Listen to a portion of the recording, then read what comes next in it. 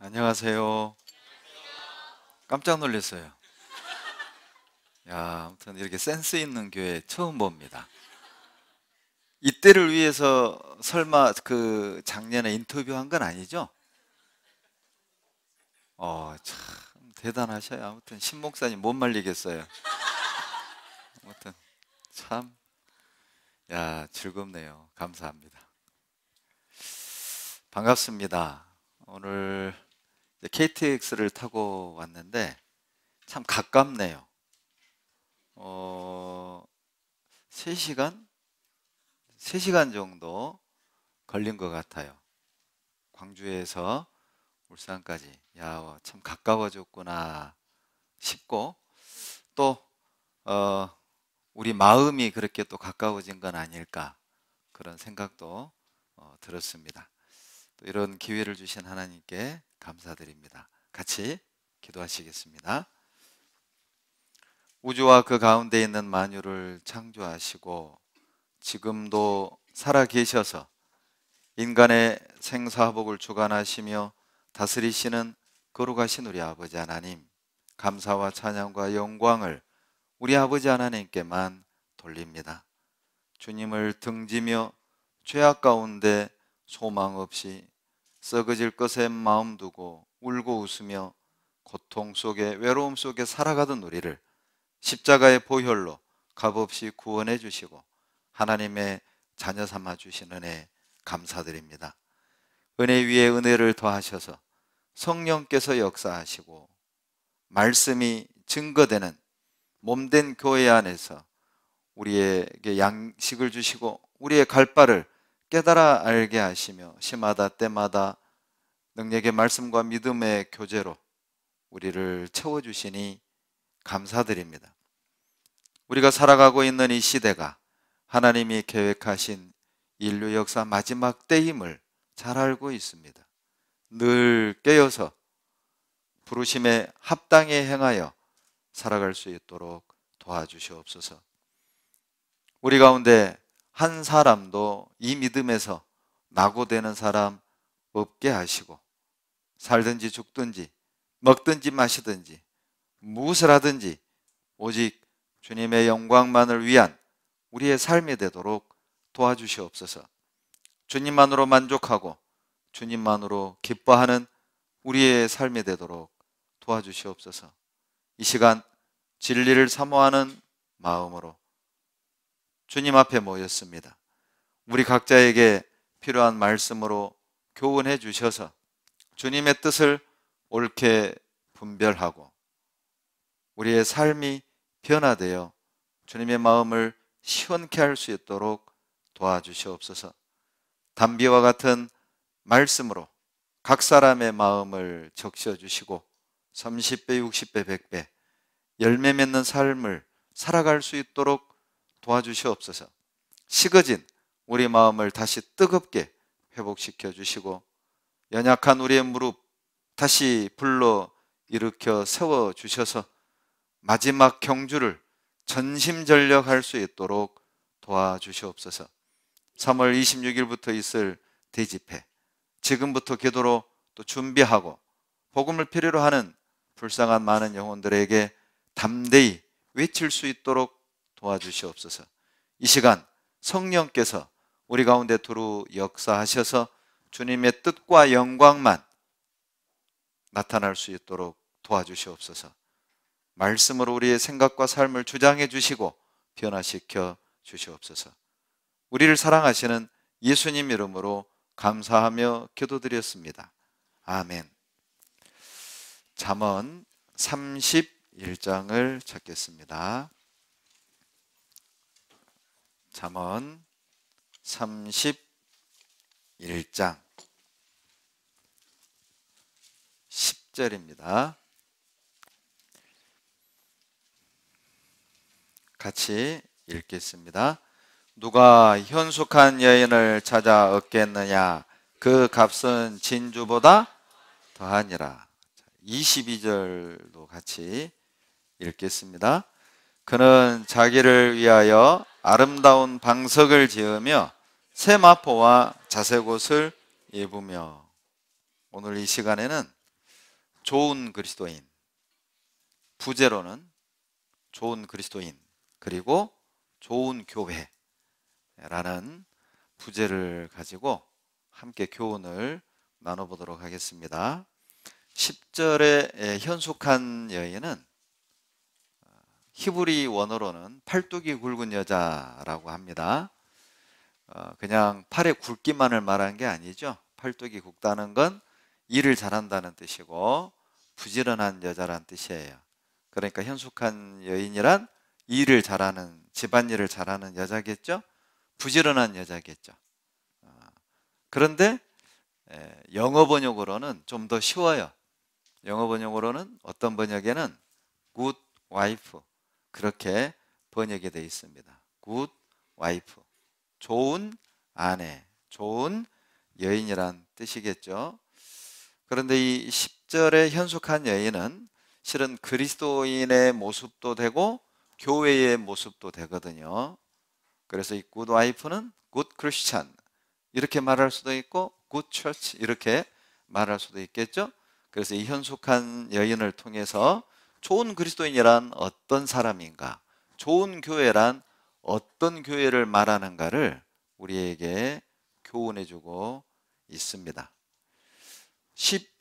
10절부터 실은 31절까지는 현숙한 여인이 어떤 여인인지를 말하고 있는데, 그것은 좋은 그리스도인은 어떤 사람인가, 좋은 교회는 어떤 교회인가를 아주 자세히 말하고 있어요. 그 중에 저는 오늘 한 가지만 살펴보겠습니다. 바로 22절입니다. 자, 좋은 그리스도인은 어떤 사람이냐? 22절에 나와 있죠? 아름다운 방석을 짓는 사람이라는 거예요. 방석을 짓는 사람이 좋은 그리스도인이고, 방석을 짓는 그리스도인들이 많은 교회가 좋은 교회겠죠? 자, 그렇다면 방석은 무엇을 의미하느냐? 그게 우리에게 오늘 교훈을 줄 거예요. 방석은 앉는 자리잖아요. 그러죠? 자, 앉을 자리, 앉아서는 안 될 자리를 구별할 줄 아는 사람. 방석은 또 위치를 설명하겠죠. 자기 위치를 지킬 줄 아는 그리스도인이 좋은 그리스도인이라는 걸 의미합니다. 그런데 22절에서 쓰여진 히브리 원어 방석이 똑같은 원어가 잠언 7장 16절에 쓰여요. 찾겠습니다. 여기에 시를 꿰놓으시고 잠언 7장 16절 보시겠습니다. 잠언 7장 16절 같이 읽겠습니다. 내 침상에는 화문요와 애굽의 문채 있는 이불을 폈고. 자, 여기에서 이불, 이 원어가 31장 22절에서는 방석과 같은 히브리 원어입니다. 그러니까 똑같은 단어를 7장 16절에서는 이불 번역했고 31장 22절에서는 방석으로 번역을 한 겁니다. 자, 의미가 더 분명해졌죠? 자, 이제 좋은 그리스도인이란 어떤 사람이냐? 방석을 짓는 사람, 그리고 이불과 이렇게 번역이 된 걸 보면 앉을 자리, 누울 자리를 구별할 줄 아는 사람이 좋은 그리스도인이라는 거예요. 자기 위치를 아는 사람, 그리고 지금 누워있을 때인지 일어날 때인지를 구별할 줄 아는 사람이 좋은 그리스도인이라는 것입니다. 성경에 자기 앉을 자리, 누울 자리를 구별할 줄 아는 사람에게 주어지는 많은 복들이 기록이 되어 있어요. 더 쉽게 말한다면 자기 위치, 자기 역할, 교회 안의 질서를 지키는 사람에게 주어지는 특별한 복이 있음을 성경은 말하고 있습니다.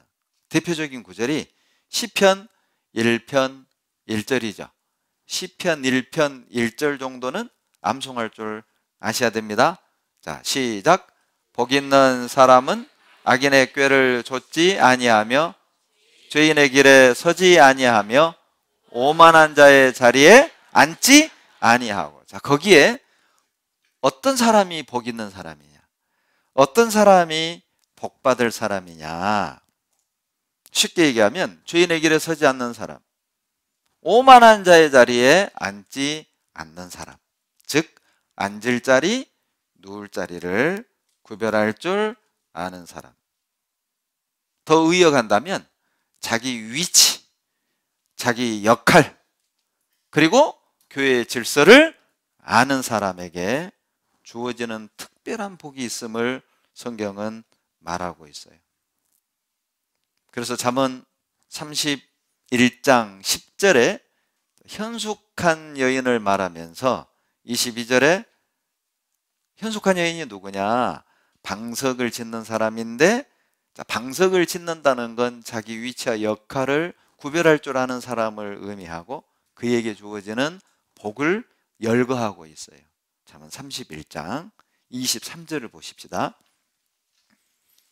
이제 방석을 짓는 사람, 자기 위치와 역할을 알고 끝까지 자기 위치를 지키는 그 사람에게 주어지는 복이 뭐냐?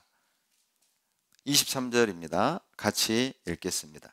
그 남편은 그 땅의 장로로 더불어 성문에 앉으며 사람의 아는 바가 되며, 그 남편, 현숙한 여인의 남편은 장로로 더불어 성문에 앉게 되는 거예요. 뭘 의미합니까? 자, 만약에 이걸 역으로 우리가 설명을 한다면 이 현숙한 여인이 어때요? 자기 위치를 지키지 않고 자기 역할을 다하지 않고 어떤 그런 게으르고 방탕한 삶을 사는 여인이었다면 아마 그 남편은 그 장로들과 더불어 성문에 앉을 수 없었겠죠. 이건 우리에게 어떤 교훈을 주느냐?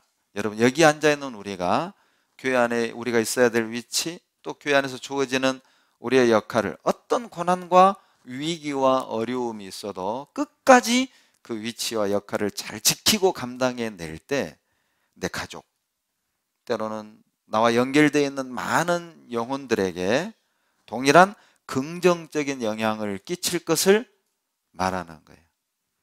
아마 구원받은 지 오래된 분들은 한 번쯤 그런 위기가 있었을 거예요. 교회에서 정말 멀어질 수 있었던 위기들, 참 쉬고 싶다, 이제 좀 다 놓고 싶다, 신앙생활이 나를 짓누르는 짐처럼 느껴졌던 위기가 있었죠. 가족의 핍박 때문에, 어떤 분은 경제적인 가난 때문에, 어떤 분은 봉사하면서 형제자매들과 겪는 여러 가지 어떤 갈등들, 오해들, 억울한 어떤 오해들, 그런 것들 때문에 다 놓고 싶다, 쉬고 싶다, 떠나고 싶다. 아마 설마 지금 서울 서부교회, 울산 서부교회로 이사 가고 싶은 분 안 계시죠? 너무 힘들어가지고 울산 서부로 갈까? 울산 남부로 갈까? 예, 울산 서부 식구들 너무 좋아해요. 걱정하지 말아요. 서부에서도 북부로 오고 싶은 사람이 있을 거예요. 그런 어떤 막 위기가 우리에게 올 때가 있잖아요. 저도 그랬어요. 89년에 구원받고 저한테 이제까지 신앙생활 중에 가장 힘들었던 때는 91년이었던 것 같아요. 제가 이제 대학을 다니면서 제가 고학을 했거든요. 제가 벌어서 학교를 이렇게 다녀야 했습니다. 그래서 이불 장사도 해보고 고구마 장사도 해보고 서울 구로구에서 짜장면 배달도 해보고, 이게 같이 대학 다닌 형제가 있거든요. 지금 이 자리에 아마 그런 제 과거를 잘 모를 겁니다. 그런 위기가 있었어요. 그리고 이제 정말 열심히 공부를 했고 장학금을 받지 않으면 학교를 다닐 그런 형편이 못 됐어요. 그리고 이제 제 가족 중에는 제가 5남 2녀 중에 6번째인데 저만 달랑 구원을 받았어요. 그리고 신앙적으로도 어렵고, 또 제가 평생 공부하면서 성적을 엉터리로 받아본 적이 2번이 있는데, 초등학교 4학년 때하고 대학교 1학년 1학기 성적이었습니다. 너무 저한테는 충격적인 결과여가지고 이게 이제 막 모든 어떤 의욕이 탁 제로, 그런 상태였습니다. 그리고 이제 학교도 좀 쉬고 신앙도 좀 쉬고 집이 너무 좀 어려운 문제들이 많았기 때문에 좀 떠나고 싶었어요. 그냥 다 떠나서 그냥 군대 가가지고 그냥 3년 동안 휴가도 나오지 말고 그냥 산속에 묻혀가지고 좀 살다가 나오자 하고 학교를 휴학계 냈고 이제 군 지원을 했습니다. 근데 병무청에 이제 검사하러 가는데 왠지 불안한 거예요. 갈라디아서 5장에 그런 말씀이 있거든요. 육체의 소욕과 성령의 소욕이 서로 싸워 자기 뜻대로 하지 못하게 한다는 말씀이 있어요. 근데 왠지 내 뜻대로 안 될 것 같아요. 하나님이 그냥 안 둘 것 같아요. 그래도 이제 제가 눈이 안 좋았거든요. 이제 시력 검사를 하는데 제가 안경을 벗고 시력 검사하는 거기를 다 외웠어요. 뭐 나비, 뭐 왼쪽으로 가, 나 다 외웠어요. 그리고 이제 시력 검사를 딱 하는데 세상에 이 군의관이 짚는 지시봉이 뭘 짚었는지가 안 보이는 거예요. 지시봉이 안 보여. 이게 보여야 뭐 나비, 뭐 비행기, 뭐 여기 터지고 왼쪽 터지고. 내 이럴 줄 알았다, 속으로. 내 이럴 줄 알았다. 그런데 이제 내 앞에 섰던 친구는 돋보기 썼는데도 2급 현역으로 갔거든요. 아, 그래? 나도 갈 거야? 뭐 돋보기도 갔는데 난 돋보기는 아니잖아. 그런데 실은 저는 방위로 떨어졌어요. 근데 실은 저희들이 방위를 갈 때는 이제 여러 이유 중에 하나, 뭐 전과가 있던가, 데모를 해서 전과가 있던가, 또 이제 좀 학력이 낮던가, 뭐 여러 가지 그런 그 사유, 그렇게 이제 그 방위로 떨어졌거든. 안 그러면 백이 있던가, 집안에 좋은 뒷 배경이 있어서 이렇게 현역에서 빼던가, 아니면 돈이 있던가. 근데 저는 그 모든 조건이 하나도 걸린 게 없어요. 그런데 이제 나중에 알게 된 건데, 제 고향이 바닷가예요. 바닷가 사람들은 거의 대부분 방위로 빠진다는 걸 이제 나중에 알았어요. 근데 아무튼 하나님은 내가 피하고 싶었던 집도 벗어나고 싶었고 교회도 벗어나고 싶었고 다 벗어나고 싶었어요. 그런데 놀랍게도 방위는 집에서 출퇴근합니다. 그리고 제가 89년에 구원받고 하계 수양의 동계 수련회를 한 번도 지금까지 빼먹은 적이 없어요. 방해받아가지고. 은혜이지만 그때는 징계였습니다. 근데 저도 이제 그 방해들은 그냥 노는 줄 알았어요. 근데 저는 제가 그 고향이 광주에서 가까워요. 광주에 과거에 5.18 있었잖아요. 그것 때문에 광주 주변의 그 향토사단은 데모진압 훈련을 했습니다. 충정이라는 데모진압 훈련을 했어요. 그 뜨거운 여름에 방독면 쓰고 M16 얼거매고 그리고 봉을 들고 뭐 여러 가지 대형을 갖추고 데모를 진압하는 그런 훈련을 하는 부대로 떨어졌어요. 그리고 방임에도 60mm 그 박격포 제가 또 담당이어 가지고 그 산을 타고 그 포를 메고, 나는 방위가 그런 줄 몰랐어요. 나는 다 그냥 동사무소에서 읍사무소에서 노는 줄 알았다고요.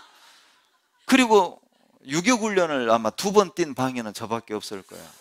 ATT, RCT, 전투수영, 이건 방위들하고 안 어울리는 용어들이잖아요. 예? 방위들은 뭐 도시락 이런 거, 이런 용어들하고 친숙한, 저도 그럴 줄 알았죠. 근데 저는 전투부대로 배정이 됐어요. 그러니까 완전한 징계죠. 그때 이제 허리를 제가 다쳐가지고 지금도 허리가 좀 안 좋습니다. 모든 사람에겐 위기가 있죠. 저는 그때가 위기였습니다. 지금 생각하면 참 특별한 하나님의 은혜였다. 내가 만약 그때 현역을 갔었다면 참 상상하기가 두렵죠. 하나님은 나를 아셨던 거예요. 나를 붙드신 겁니다. 아마 이 가운데도 가족 전도가 안 돼서 또 여러 가지 핍박, 또 직장 생활, 또 형제자매들과의 관계, 또 경제적인 여러 가지 문제, 그런 것들 때문에 야, 이제 좀 쉬고 싶다. 불현듯 이런 마음이 올라오고 좀 놓고 싶다. 이런 마음이 올라오고 이제 나도 참을 만큼 참았고 기다릴 만큼 기다렸고 나도 이제 내 마음대로 한번 해봤으면 좋겠다. 이게 쏙 올라올 때가 있어요. 아직 없다면 곧 올 겁니다. 그런 때가 모든 사람에겐 다 있어요. 그때 자기 위치를 지켜야 합니다. 그때 내가 있어야 될 자리, 앉을 자리, 누울 자리를 구별하셔야 된다는 거예요.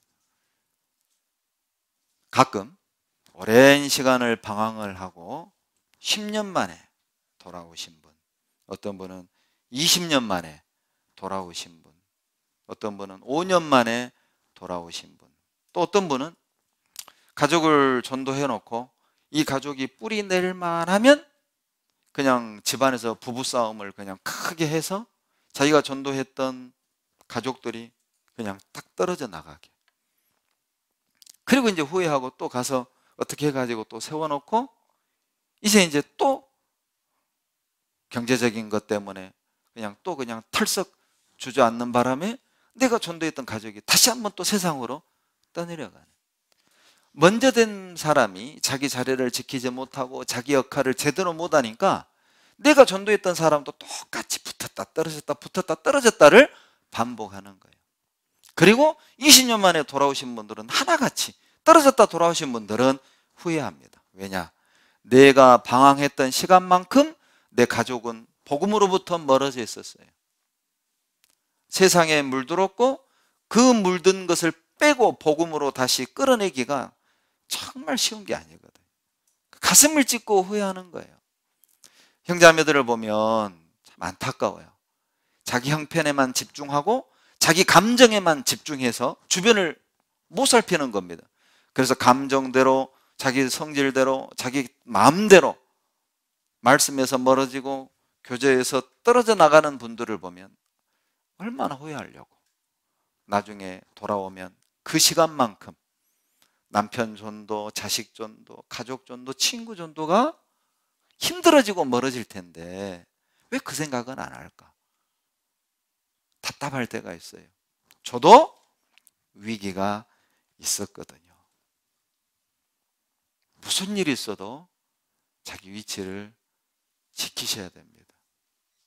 앉을 자리, 누울 자리를 여러분 아셔야 됩니다. 그것이 좋은 그리스도인이에요. 그 좋은 그리스도인, 앉을 자리, 누울 자리를 자기 위치를 지키는 사람에게 주어지는 참 놀라운 복을 아주 재미있게 25절 이렇게 표현하셨어요. 25절 같이 읽겠습니다. 능력과 존귀로 옷을 삼고 후일을 웃으며. 여러분 후일을 웃으며 6글자죠. 4글자로 줄여보세요. 후일을 웃으며 4글자로 줄여봐요. 후일 웃음 이러지 말고 그거 좀 수준 낮은 거고 해피 엔딩. 후일을 웃으며를 4글자로 줄인다면 여러분 해피 엔딩입니다. 지금은 힘들어도 여러 가지 이유로 여러분 정말 쉬고 싶고 떠나고 싶고 다 놔버리고 싶은 그런 충동이 올라올 정도로 고통스럽다 할지라도 여러분 끝까지 위치를 지키면 반드시 웃게 될 겁니다. 해피엔딩이거든요. 그러니까 도망가지도 말고 포기하지도 말고 회피하지도 말라는 거예요. 어떤 시험 어떤 고난이 있어도 우리가 위치를 지키고 있어야 될 곳에 있는다면 하나님이 웃게 해주실 겁니다. 여러분 대표적인 예가 욥이잖아요. 욥. 아마 인류 역사 속에서 앞으로도 욥과 같은 사람은 없을 겁니다. 이 세상에 어떤 사람이 10자식이 동시에 죽을 수 있겠어요? 그리고요, 욥은 동방에서 최고 부자라고 그랬잖아요. 우리는 그 조건에서는 이미 탈락된 사람들이에요. 울산 북부에서 보니까 제일 부자 없어요. 보니까 딱 봐도 우리는 그 조건에서 이미 탈락했어요. 그런데 욥은 제일 큰 부자였죠? 근데 순식간에 그 재산이 날아갔어요. 그리고요, 불치병 걸렸잖아요. 또 속으로 아토피 그러지 말고요. 불치병 걸려가지고 귀화장으로 빡빡 긁고 있었잖아요. 그리고 더 절망적인 건 가장 이해해주고 가장 내 마음을 알아줘야 될 부인으로부터 조롱을 들었어요. 그러고도 하나님 믿냐고, 조롱하고 죽어버리라고. 가장 큰 절망이었을 것 같아. 아내로부터 나를 흔들어 놨잖아요.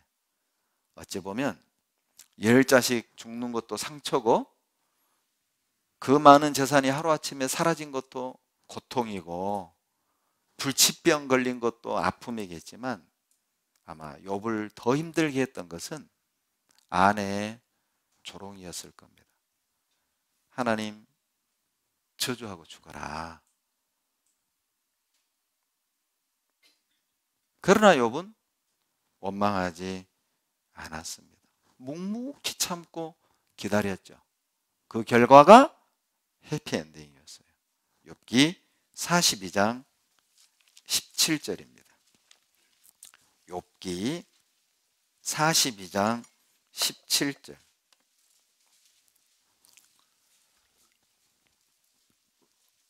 같이 읽겠습니다. 나이 늙고 기한이 차서 죽었더라. 이렇게 끝나요. 여러분 얼마나 멋져요. 나이 늙고 기한이 차서 죽었더라. 이 17절에서 어때요? 욥의 편안한 죽음이, 행복한 죽음이 느껴지지 않습니까? 나이 늙고 기한이 차서 죽었더라. 네 글자로 뭐라고요? 해피엔딩. 해피엔딩입니다.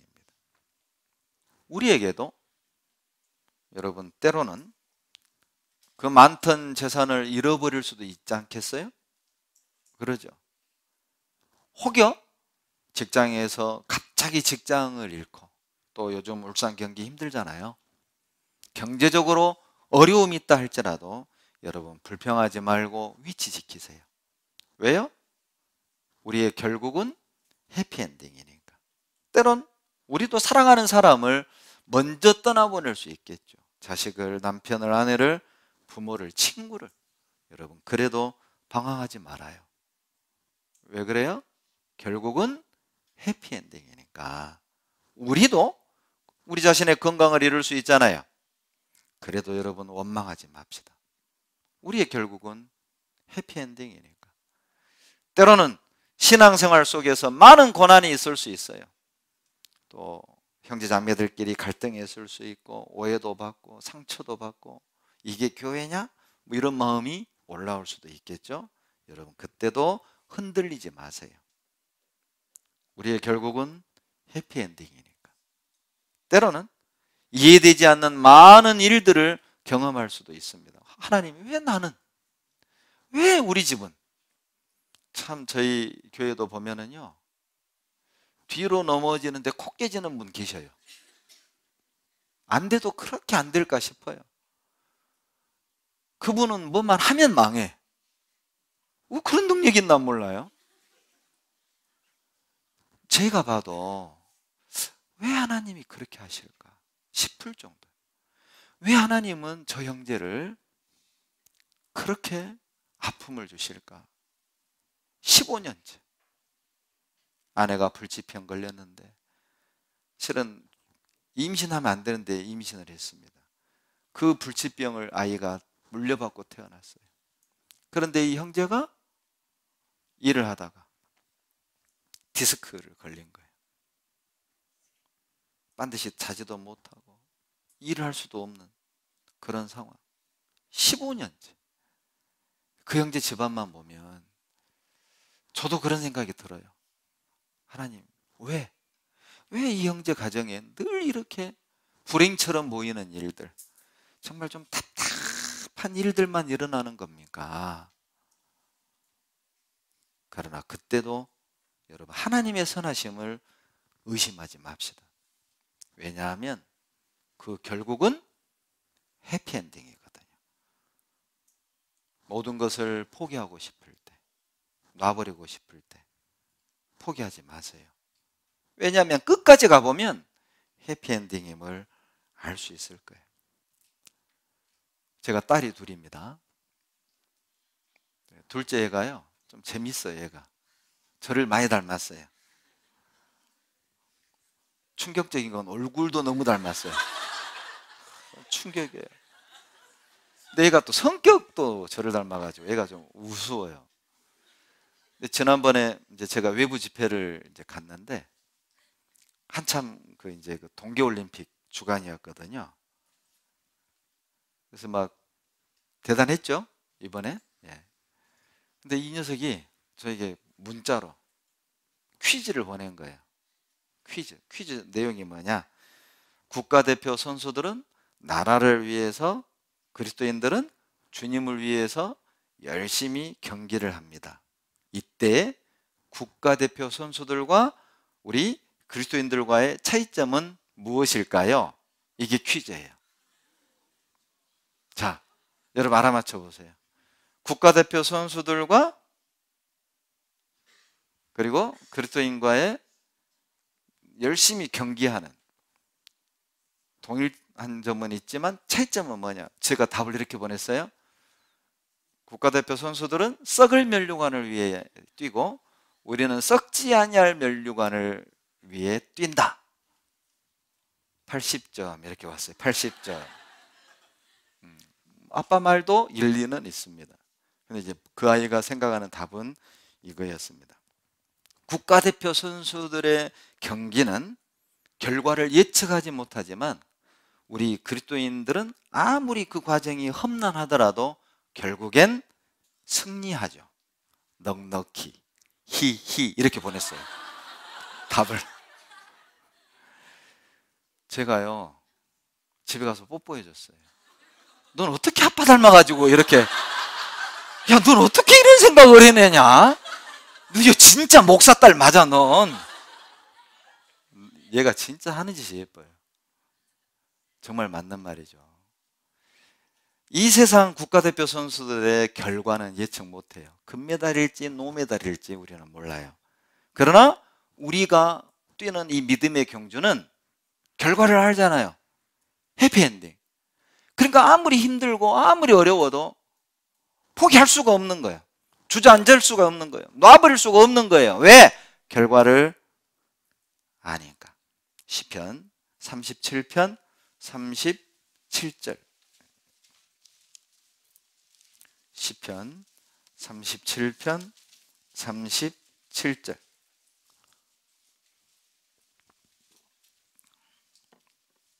같이 읽겠습니다.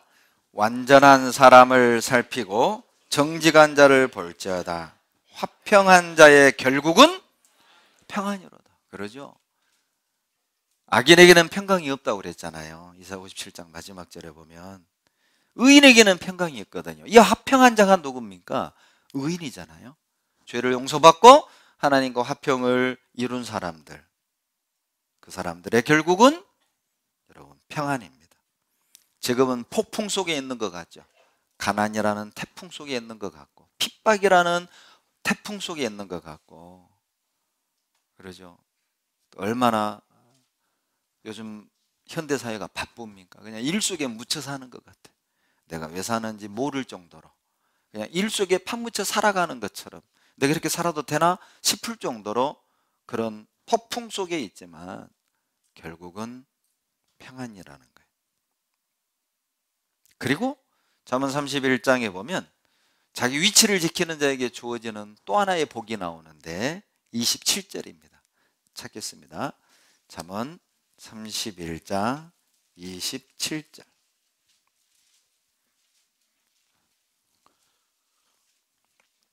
잠언 31장 27절 같이 읽습니다. 그 집안 일을 보살피고 게을리 얻은 양식을 먹지 아니하고. 여러분, 자기 위치를 지키는 사람, 앉을 자리 누울 자리를 아는 사람은 무엇을 해야 할지를 알아요. 자기가 해야 할 일이 무엇인지를 아는 겁니다. 그래서 27절에 집안 일을 보살피고 뭐예요? 자기가 무엇을 해야 되는지를 아는 거예요. 내가 해야 할 일이 무엇이고 해선 안 될 일이 무엇인지를 아는 겁니다. 일이 보여요. 내가 해야 될 일이 보여요. 교회 안에서 나의 역할이 보이는 겁니다. 먼저 된 자로서, 임원으로서, 형제로서, 자매로서 울산 북부교회 안에서 내가 해야 될 일들, 내가 해야 될 역할들이 보이게 되는 거예요. 그냥 주일만 수요일만 왔다 갔다 하는 게 아니라 내가 뭔가를 해야 되겠다. 여러분, 우리 위치를 지키고 자기 누울 자리 앉을 자리 하는 사람은 보여요. 아, 저건 임원들이 하는 거야. 뭐 수련회 뭐 매점 판매, 뭐 저건 임원들이 하는 거야. 수양회 뭐 봉사, 그 임원들이 하는 거야. 목사님이 알아서 다 할 거야. 그게 아니죠. 자기 위치를 하는 사람은 내가 해야 될 일들이 보이는 거예요. 반대로 27절 후반부에 보면은 자기 위치를 떠난 사람의 특징이 나오는데, 게을리 얻은 양식을 먹어요. 게을리 얻은 양식은 두 가지로 해석을 할 수 있는데, 첫째는 육신적인 면에서 쉽게 돈 벌려는 생각에 젖어 있어요. 그러니까 마지막 시대가 되면 어때요? 한탕주의가 판을 치죠. 어디에 투자하면 쉽게 돈을 번다. 몰리잖아요. 그래서 어떤 뭐 영업 방식, 그러죠? 어떤 영업 방식에도 몰리고, 뭐 다단계 이런 거 있죠. 피라미드 이런 거 있죠. 그리고 뭐 비트코인 뭐 이런 거 있죠. 쉽게 돈을 버는 방식에 귀가 쏙 쏠리고 항상 관심이 그런 쪽으로 돌아가요. 정상적인 그리스도인은 여러분 게을리 얻은 양식을 먹지 않습니다. 자, 두 번째, 영적으로 게을리 얻은 양식의 영적인 의미는 뭐냐면, 남의 책을 읽고 어떤 인터넷에서 어떤 설교를 듣고 그것이 자기 믿음인 것처럼 생각하고 형제자매를 판단하고 정죄하는 사람들, 나만 알아, 이런 건 나만 알아, 왜 형제자매들 이런 걸 모르지?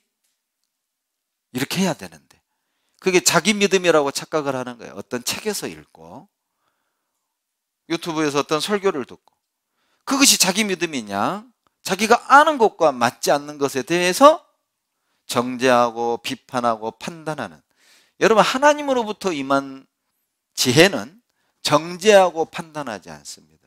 기다려주고 하나 되게 하고 기도해주고 도와주고 끌어주는 거지, 정지하고 왜 못해? 왜 이거 몰라? 왜 그렇게 안 해? 이건 주님으로부터 온 지혜는 아니에요. 야고보서 3장 15절로 16절에 위로부터 온 지혜는 하나님으로부터 온 지혜가 아니에요. 세상적이요 마귀로부터 온 지혜, 세상적이요 정욕적이요 마귀적이라고 그랬잖아요. 시기와 다툼이 있으면 자랑하지 말라. 이러한 지혜는 위로부터 온 것이 아니에요. 세상적이요 정욕적이요 마귀적이잖아요. 야고보서 3장 내용이죠. 시기, 다툼, 정죄, 비난, 이간질, 나뉘는 말, 판단하는 것, 그건 위로부터 온 지혜는 아닙니다. 그런데 책에서 보고 어디서 듣고 그걸 자기 믿음인 것처럼 착각하는 거야. 그렇게 살지도 못하면서 실제적으로 희생하고 헌신하는 건 없는데 지식적으로 신령해져 있는 것이죠. 게을리 얻은 양식입니다. 여러분, 근육이 단련된 사람, 꾸준한 연습과 노력으로 근육이 단련된 사람은 실제 100kg을 들겠죠. 그런데 머리로만 아는 사람은 드는 방법은 알아요. 낚아채서 어떻게 해서 스냅으로 어떻게 아는데 실제는 못 들어. 실제는 못 들어요. 그러니까 못하는 사람 정죄하고 판단만 하지 자기는 못 드는 거예요. 지식으로 하는 것이 자기 실력이라고 착각하면 안 되는 겁니다. 그게 게을리 얻은 양식이에요. 위치에서 벗어나는 사람들, 자기 역할에서 뛰어넘는 사람들, 그런 위험이 있죠. 그리고 네 번째, 위치를 지키는 사람에게 주어지는 복이 있는데 30절, 31절 같이 읽습니다. 고운 것도 거짓되고 아름다운 것도 헛되나 오직 여호와를 경외하는 여자는 칭찬을 받을 것이라. 그 손의 열매가 그에게로 돌아갈 것이요 그 행한 일을 인하여 성문에서 칭찬을 받으리라. 방석을 짓는 이 현숙한 여인에게 돌아오는 건 열매, 칭찬이라고 돼 있잖아요. 31절 열매가 돌아온다고 그랬죠. 지금은 고난인 것 같고, 지금은 내가 손해보는 것 같고, 그러죠. 항상 기다리라고만 하고, 항상 나보고 참으라고만 하고. 여러분, 참으면서도 왠지 손해보는 것 같은 느낌 있죠. 상대방이 나를 어떤 비난하고 정죄하고 핍박을 할 때 우리는 구원받았기 때문에 참아야 하잖아요. 근데 참으면서도 은근히 그런 생각이 있거든요. 손해보는 것 같아. 시댁 식구들이 못되게 굴어도 나는 그렇다니까 참아야 돼. 근데 참으니까 시댁 식구들이 그걸 또 이용해 먹어. 그러죠. 그러니까 한쪽에서는 이거 한번 엎어야 되는 거 아니야? 이거 설 때 한번 엎어야 나를 우습게 보지 않을 텐데. 둘째 동서는 할 말 다 하거든, 시어머니한테. 마음에 안 들면 어머니 뭐가 그래요? 나는 그런 생각 안 해요. 어머니가 하세요? 그러니까 시어머니가 둘째 며느리는 무서워가지고 안 건드려. 그런데 구원받은 큰 며느리는 시킨 대로 빨리 와라, 이거 다 마무리하고 가라, 그러니까 이제 막 고민되는 거야. 나도 둘째처럼 시어머니한테 대들어야 되는 거 아니야? 내가 손해보는 거 아니야? 그런 생각 들잖아요. 그런데 31절 결국은 열매가 뭐예요? 그에게로 돌아온다니까요. 절대 손해 아닙니다. 절대 손해보는 거 아니라고. 자기 위치 지키잖아요. 자기 역할을 지키잖아요. 반드시 얻는 게 있어요. 그리고 결국은 31절 끝에 칭찬이에요. 칭찬. 내가 칭찬받는 게 중요한 게 아니에요. 내가 칭찬받음으로 내 주님이 높여지잖아요. 내가 칭찬받음으로 우리 교회가 높여지잖아요. 울산 북부교회는 달라. 우리 큰 며느리 하나님은 달라. 둘째 거다고는 달라. 내가 칭찬받는 건 주님이 드러나는 거예요. 그렇게 하셔야 됩니다. 제가 89년에 구원받고 제가 전도했던 친구 아버님이 계셔요. 제가 이제 다니던 고등학교가 학다리 고등학교였는데 명문입니다. 막 개다리라고 놀리던데 학다리예요. 그 학다리 중학교 교감을 하셨어요. 제 친구 아버지가. 근데 이분이 서울대 수학과 출신이신데 어떤 사람을 제일 싫어하느냐? 교회 다니는 사람을 제일 싫어해요. 근데 이제 제가 제일 좋아하는 아버지였어요. 저는 2학년 때 아버지가 돌아가셨기 때문에 참 이 친구 아버지가 내 아버지였으면 하는 그런 바람이 많았어요. 왜냐하면 제가 고등학교 때 기숙사 생활하면서 토요일만 되면 기숙사를 나와야 돼요. 나오면 갈 데가 없는 거예요. 그 친구 집에 가서 자요. 그러면 제가 이제 친구들보다 나이가 제가 좀 많았거든요. 그러면 그 아버님이 어머님이 그래요. 어이구 우리 큰아들 왔는가? 그럼 내가 가면 꼭 갈비를 해주고 계란 후라이를 해줘요. 후라이 진짜 후라이 진짜 좋은 반찬이죠. 후라이. 너무 감사한 거예요. 그리고 이제 구원을 받고 나니까 나를 그렇게 사랑해 줬잖아요. 전도하고 싶었어요. 그런데 입을 열 수 없었습니다. 왜냐하면 내가 너무 좋아하니까. 내가 너무 좋아하는 이 아버님이 제일 싫어하는 사람이 교회 다니는 사람이에요. 형기 나 앞으로 우리 집 오지 마라. 이럴 것 같아요. 그리고 이제 졸업을 하고 제가 매년 명절에 인사를 하러 갑니다. 인사하러 전도하러 가죠, 제가. 그런데 예수님 얘기는 못하고 학교 선생님들 얘기만 하고 돌아와요. 그리고 제가 98년에 전도인이 돼서 서울로 올라갔습니다. 그리고 또 명절 때만 되면 서울에서 내려와서 그 집은 내가 다른 친구 집은 안 가지만 그 집은 꼭 갔어요. 또 얘기 못하고 나와요. 2001년에 강원도 동해로 발령이 났습니다. 명절 되면 내가 그 집은 꼭 갔어요. 또 얘기 못하고 그냥 가요. 그리고 2004년에 광주로 발령이 났습니다. 또 그 집 가서 전도하는데 말 못하고 나왔어요. 그러다가 어느 날 풍으로 쓰러져 버렸어요, 아버님. 그것이 나에겐 징계였습니다. 너 이래도 전도 안 할래? 그리고 집에 쫓아가서 무릎을 꿇고 입을 열었어요. 아버님, 구원받아야 됩니다. 무서워서 얼굴도 못 쳐다봤습니다. 고개 숙이고 너 나가! 그 얘기가 나올까 봐. 아버님, 구원받아야 됩니다. 근데 놀랍게 대답하신 거예요. 내가 어떻게 해야 구원받냐? 옆에 계시던 어머니가 놀랐습니다. 아니, 당신 3일 전에 고 교장 선생님이 와가지고 예수 믿으라고 할 때는 그렇게 매정하게 해놓고, 그 내용이 이거예요. 그 선배 교장이 또 우리 동기 아버지예요. 제가 다니던 장로교회 장로님이었습니다. 근데 후배 교장이 풍으로 쓰러졌다는 소식을 듣고 제 친구가 대전 을지병원에 근무하고 있었어요. 그 대전 을지병원으로 입원하신 거죠. 한평에서 대전까지 이 선배 교장이, 장로님이 쫓아간 거예요. 그리고 전 교장, 이제 자네도 예수 믿으소. 그랬더니 이 아버님이 뭐라고 쏘아붙였냐면, 이보시오, 내 5대조 할아버지가 천국 지옥 분리과장이요, 당신이나 신경 써. 쫓아버린 거예요. 나는 그것도 모르고 3일 뒤에 제가 대구로 찾아뵌 거예요. 왜 당신은 그 교장 선생님에게 그렇게 얘기해 놓고 왜 배 목사가 말하니까 들어요? 그 아버님이 그랬어요. 배 목사, 너의 하나님은 내가 믿을란다. 아시거든요. 제가 학교를 어떻게 다녔고 어떻게 살았는지를 아셔요. 너의 하나님은 내가 믿겠다. 그리고 구원을 받으셨어요. 그리고 몇 년 전에 천국을 가셨습니다. 여러분, 우리가 칭찬 듣는 건 우리가 칭찬 들어서가 좋은 게 아니에요. 내 안에 하나님이 드러나잖아요. 내 안에는 주님이 드러나는 거잖아요. 우리가 위치를 지키면, 아무리 힘들어도 내가 있어야 될 자리를 묵묵히 지키고 있으면 열매가 돌아와요. 주님이 그렇게 말씀하셨어요.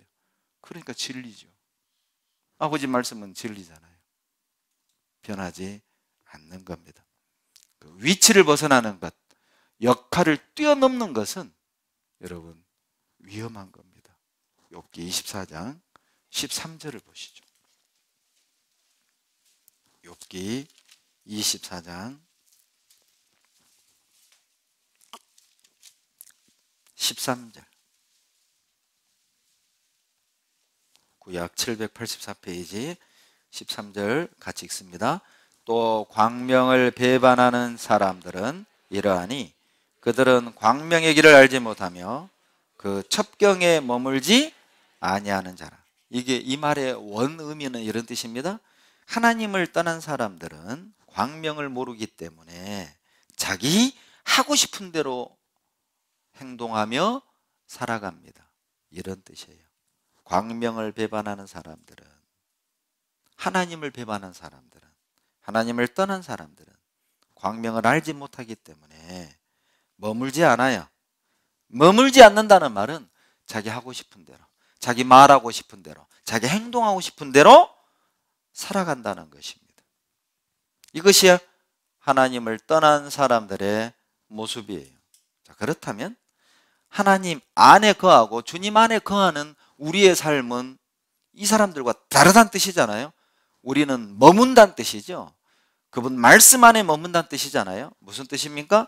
내가 말하고 싶은 것이 있고, 내가 갖고 싶은 거 있고, 내가 행동하고 싶은 것이 있지만 우리는 진리 안에 머물고 있기 때문에 그 모든 것을 다 발산하지 않는다는 뜻입니다. 말하고 싶은 거 있어도 참고, 가고 싶은 데 있어도 참고, 갖고 싶은 것 있어도 참고. 욥은 긴 고난 속에서도 끝까지 머물렀어요. 주님이 세워놓은 그 위치에 머물렀어요. 그 자리를 지켰어요. 배반하지 않았습니다. 그 결과가 해피엔딩이잖아요. 13절을 또 다른 각도에서 교훈을 받는다면, 자기 위치를 모르면 자기 하고 싶은 대로 말하고 자기 하고 싶은 대로 행동한다, 그런 뜻도 됩니다. 머물러야 할 곳에 머물지 않는 사람은 자기 하고 싶은 대로 말해요. 교회 안에서도 그러죠? 자기 위치, 자기 역할을 모르는 사람은 자기 성질대로 말하잖아요. 봉사하면서도 문제를 일으키고 형제자매들에게 함부로 말하고. 그래서 형제자매들의 신앙을 위기로 몰아넣는 사람이 있잖아요. 먼저 된 분이 말과 행실의 본이 되어야 하는데 성질대로 말하고 하고 싶은 말을 다 쏟아내. 나중된 분들이 그걸 보고 어떻게 되겠어요? 야, 이게 구원받은 사람 맞나? 이게 교회 맞나? 위기로 몰아넣는 거예요. 구약에 그런 사람이 두 사람 나오죠. 바로 모세의 누나와 형입니다. 미리암과 아론이죠. 민수기 12장 1절에 보면 모세가 구스 여인을 아내로 취하잖아요. 구스면 이디오피아예요. 이방인을 아내로 취한 거죠. 그럼 율법을 어긴 거잖아요. 그럼 생각해 보세요. 모세가 그 율법 모르겠어요? 분명히 여인은 이스라엘 사람으로 귀화한 이방인이었던 거예요. 귀화한 이방인과는 결혼해도 됩니다. 유대인이니까요. 그러니까 하나님이 모세를 책망한 내용이 12장에 안 나와요. 너 왜 이방 여자를 아내로 삼았냐? 책망한 내용이 전혀 안 나와요. 그런데 12장 1절에 보면 아론과 미리암이 모세를 비방하여 가로되 비방하게. 비방하는 장면이 민수기 12장에 나옵니다. 그 결과로 미리암이 문둥병 걸리잖아요. 하나님이 미리암과 아론을 책망했어요. 왜 그렇습니까? 미리암과 아론은 자기 위치를 벗어난 거예요. 가족이라는 그 친밀감 때문에. 누나고 형이잖아요. 모세를 백성의 지도자로 본 게 아니죠. 내 동생 모세, 내 남동생 모세. 그러니까 내가 형이니까, 내가 누나니까 이 정도는 말해도 돼. 이런 생각도 저변에 있었을 거라고요. 여러분 그런 경우도 있죠. 내가 먼저 구원받았으니까, 내가 나이가 많으니까 이 정도는 뭐 저 형제에게, 이 정도는 뭐 봉사회장에게, 뭐 이 정도는 뭐 어머니 회장에게 내가 말해도 돼. 은근히 그런 생각들이 있거든요. 특히 인간적으로 친밀하면 더 그래요. 형제자매들끼리 인간적으로 딱 친하잖아요. 좋을 땐 좋아요. 좋을 때는 그냥 막 간쓸게 딱 내줄 것처럼 언니 동생 하면서 이름 부르면서 누구야? 그런데 어때요? 뭔가 하나 마음에 안 맞는 게 탁 드러나면 쉽게 등 돌립니다. 쉽게. 모세와 아론은, 미리암과 아론은 자기 위치를 벗어난 거예요. 그 결과가 무엇입니까? 16장에서 고라와 다단과 온 족속이 반역하잖아요. 여러분 생각해 보세요. 어떻게 고라와 다단과 온 족속이 모세를 반역할 생각을 했을까요? 애굽에서 10가지 재앙을 내리는 걸 봤을 거 아니에요, 그들이. 홍해바다 가르는 거 봤을 거 아니에요. 매일 만나 내리는 걸 봤잖아요. 밤에는 불기둥, 낮에는 구름기둥으로 하나님이 모세를 통해 인도에 내는 걸 봤을 거 아니에요? 감히 어찌 그런 대선지자 모세를 반역할 생각을 했겠어요? 꿈도 못 꾸는 일입니다. 그런데 언제 금이 가기 시작했냐? 틈이 생겼냐? 민수기 12장이었습니다. 미리암과 아론이 비방했잖아요. 여러분, 엄마가요, 아버지 막 무시해 보세요. 아버지가 무슨 말을 하면 엄마가요, 당신 뭐 안다고 그래? 남편한테. 그 남편이 자식에게 얘기하면 자식이 아버지 말 잘 들을까요? 안 듣습니다. 엄마가 아버지 위신 딱 세워줘 봐요. 자식도 꼼짝 못하는 거 아버지 권위하래. 그런데 엄마가 아버지 무시하면은요, 자식도 아버지 말 안 듣습니다. 신기합니다. 미리암과 아론이 동생이니까 인간적 친밀감 때문에 모세를 비방한 결과 고라와 다단과 온 족속들이 본 거잖아요. 저래도 되나 보네? 저래도 되나 보네? 할 말은 해도 되나 보네? 틈을 준 거예요. 민수기 16장 2절 봅시다.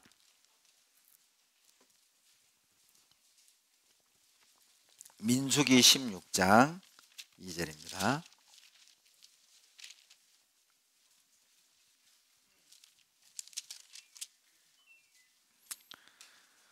같이 읽겠습니다. 이스라엘 자손 총회의 택함을 받은 자, 곧 회중의 유명한 어떤 족장 250인과 함께 일어나서 모세를 거스르니라. 1절부터 보면 고라와 다단과 온족속이거든요. 그들이 당을 짓고 그리고 유명한 어떤 족장들과 함께 모세를 거스렸어요. 어떻게 이런 생각을 해냈을까? 어디에서 이런 용기를 낸 걸까? 민수기 12장에서 미리암과 아론의 영향이라고 말할 수 있어요. 굳이 16장 2절에 보면은 어떤 족장 250인과 이렇게 말씀하지 않았어요. 유명한 어떤 족장 250인 이렇게 기록했죠. 여러분, 만약 이 250인의 족장이 유명하지 않았다면 감히 모세 대적했을까요? 생각해 보세요. 교회 안에서도 보면은요, 처음 구원받은 형제자매들은 항상 감사하고 항상 즐겁고 항상 순종입니다. 누가 자기 목소리를 냅니까? 마음에 안 들면 마음에 안 든다고, 일하는 방식에 대해서 이러쿵저러쿵 말을 하고, 그리고 자기 의견을 주장하는 사람은 유명한 사람이에요. 봉사 좀 해본 사람, 구원받은 지 좀 된 사람들. 위험한 겁니다. 내가 구원받은 지 오래될수록 정말 위험한 거예요. 교회 안에서 경험을 많이 한 사람일수록 솔직히 위험한 거라고. 언제 지뢰를 밟을 줄 몰라요. 늘 겸손과 두려움 속에 기도 가운데 있지 않으면 우리도 모르게 이게 훅 교만해질 수 있거든요. 훅 주장할 수 있거든요. 훅 반대할 수 있거든요. 두려운 거죠. 7절입니다. 민수기 16장 7절 같이 읽겠습니다. 내일 여호와 앞에서 그 향로에 불을 담고 그 위에 향을 두라. 그때에 여호와의 택하신 자는 거룩하게 되리라. 레위 자손들아, 너희가 너무 분수에 지나치느니라. 고라와 다단과 온 족속을 향해 너희가 분수에 지나친다. 지나친다. 선을 넘은 거죠. 자기 역할을 뛰어넘은 거죠. 할 말 안 할 말을 못 가린 거예요. 해서는 안 될 행동을 해버린 겁니다. 자기 역할과 자기 위치를 벗어나면 분수에 지나치게 돼요. 제가 아는 어떤, 지금은 집사님입니다. 그분이요, 장례부 봉사를 했어요.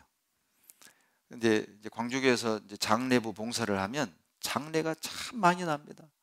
은장회가 한 600명 되기 때문에요, 1년에 돌아가시는 분이 막 장례건만 해도 한 50건 가까이 넘어가요. 그러니까 이방인 구원 안 받은 부모님까지 하면 100건 정도 됩니다. 평균 1년 장례식이.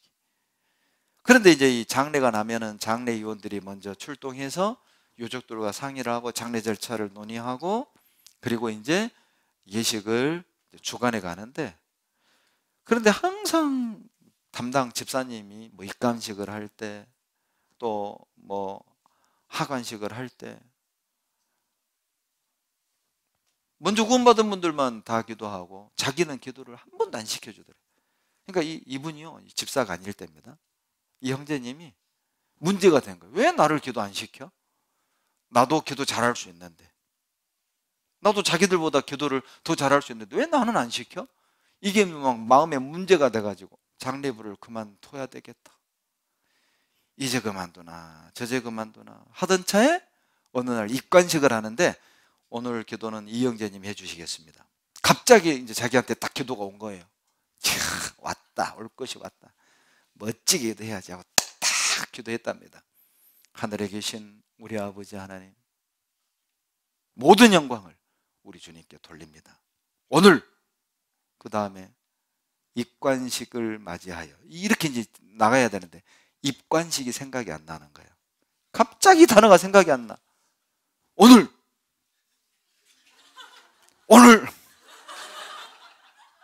생각이 안 나. 그래서 이분이 이렇게 했대요. 다시 기도하겠습니다. 하늘에 계신 우리 아버지 영광을 받으시고 오늘 또 생각이 안 나.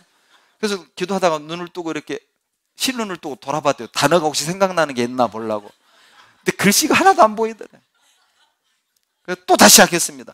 3번을 다시 하겠습니다 하고 오늘 그 다음에 기도를 못하니까 옆에 계시던 장례위원장 집사님이 제가 하겠습니다. 기도를 이어갔대요. 이걸 봉사회 전체 모임 때 간증을 한 거예요. 창피하지만 내가 그랬었습니다. 창피하지만. 우리 마음 그런 거 있잖아요. 왜 나는 안 시켜줘? 왜 저 형제만? 왜 저 자매만? 여러분 그런 거 있죠. 여러분 있어야 될 곳에 있지 않는 것, 자기 자리를 지키지 않는 것, 자기 위치를 지키지 않는 것, 범죄 행위입니다. 민수기 32장 보시죠.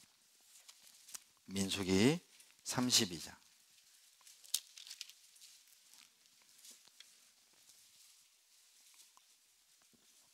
6절로 7절 6절로 7절 같이 읽습니다. 모세가 갓 자손과 루벤 자손에게 이르되 너희 형제들은 싸우러 가거늘 너희는 여기 앉았고자 하느냐? 너희가 어찌하여 이스라엘 자손으로 낙심케 하여서 여호와께서 그들에게 주신 땅으로 건너갈 수 없게 하려느냐? 하나님이 가나안 땅 주셨잖아요. 이제 요단강을 건너가면은 가나안입니다. 근데 요단강 건너기 전 동쪽 땅을 루벤 갓 자손에게 먼저 분배해 줬죠. 그리고 이 갓 자손과 루벤 자손이 우리는 땅을 분배받았으니까 가나안을 안 들어가겠다는 겁니다. 그 말을 들은 모세가 책망하는 내용이 6절 7절이에요. 너희 형제들은 싸우러 가거늘 너는 여기 앉았고자 하느냐? 앉아야 될 자리, 설 자리를 구분 못하는 거죠. 자기가 어디에 있어야 되는지를 구별을 못하는 거예요. 그것 범죄 행위입니다. 형제자매들의 어때요? 사기를 꺾어버리는 거거든요. 여러분 이번 특별 집회 우리가 있어야 될 자리가 어디예요? 여기잖아요. 여러분 전도 집회 3월 26일 대집회 때 우리가 있어야 될 자리가 어디입니까?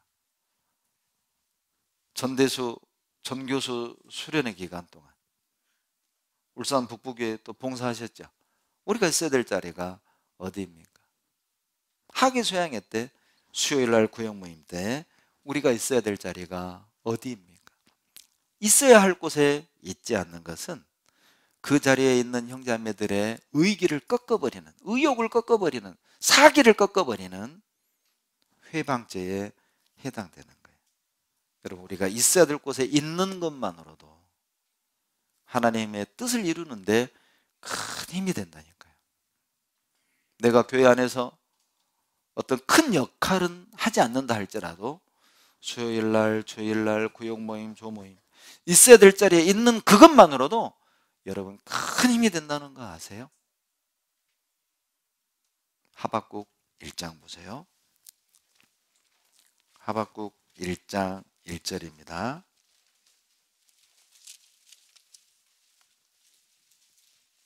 1장 11절 1장 11절 같이 읽겠습니다.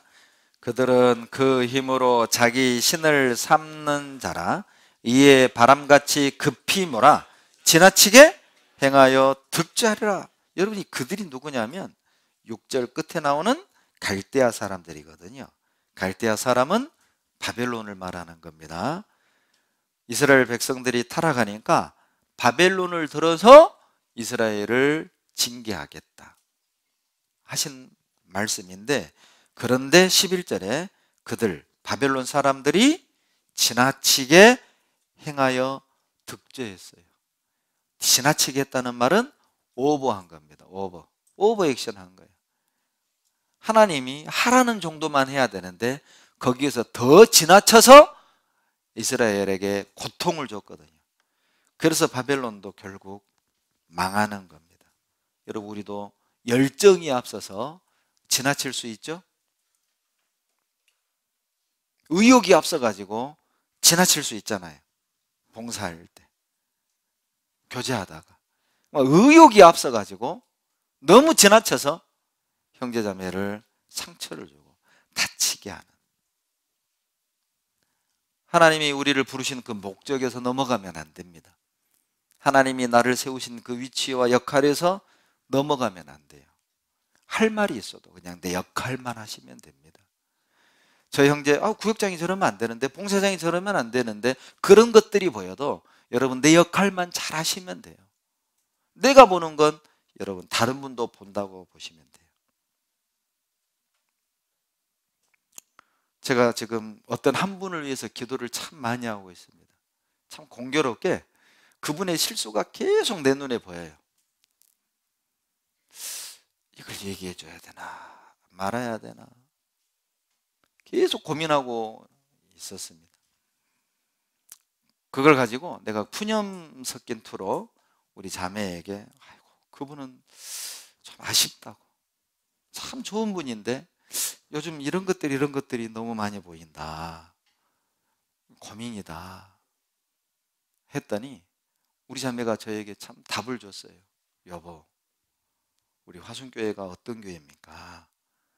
당신이 말하지 않아도 그것에 대해서 많은 분들이 말해주고 있을 거라고. 그러니 당신만큼은 말 안 해도 된다. 그 말을 듣고 보니까 일리가 있어요.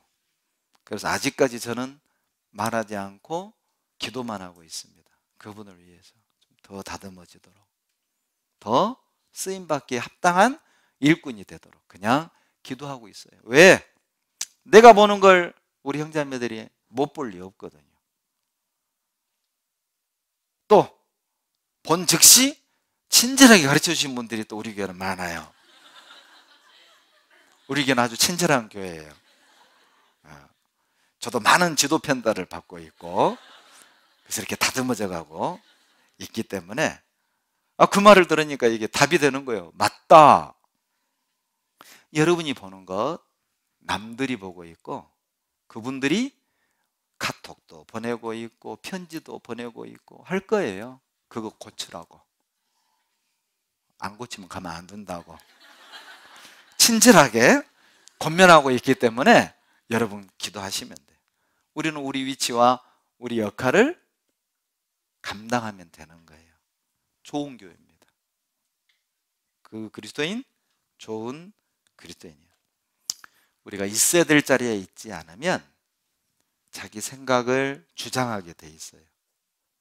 요한복음 20장 24절에 도마 얘기가 나오죠. 24절에 이렇게 돼 있거든요. 도마는 예수 오셨을 때에 함께 있지 아니한지라. 20장 24절에 그렇게 나옵니다. 도마는 부활하신 주님이 누가의 집에, 마가의 다락방에 왔을 때 없었습니다. 그리고 제자들이 도마를 만나 주님이 살아나셨다, 주님이 우리에게 찾아오셨다. 그때 도마가 했던 유명한 말이 25절에 나오죠. 뭐라고 얘기했습니까?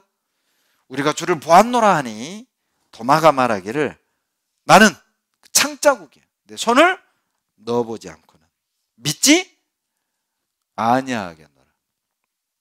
여러분, 도마의 가장 큰 실수는 함께 있지 아니한지라.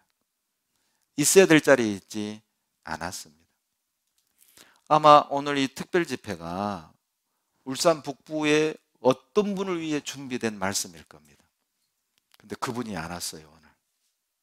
그렇다면 그분은 하나님의 뜻을, 이 말씀을 듣기 전에는 답을 얻을 수 없잖아요.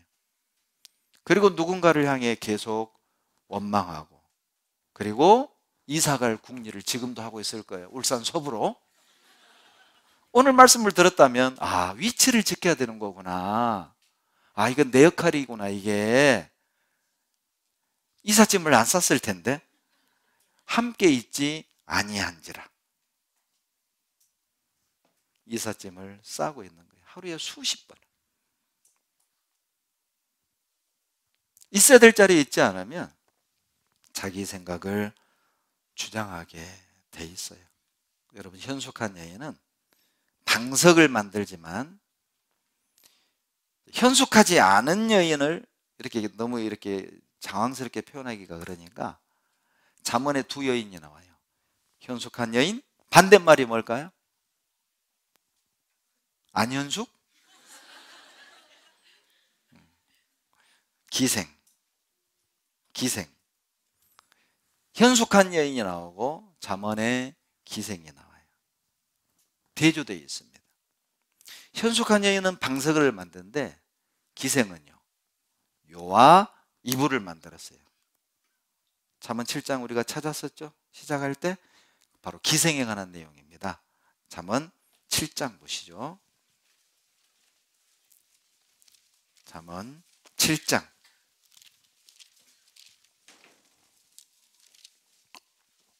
10절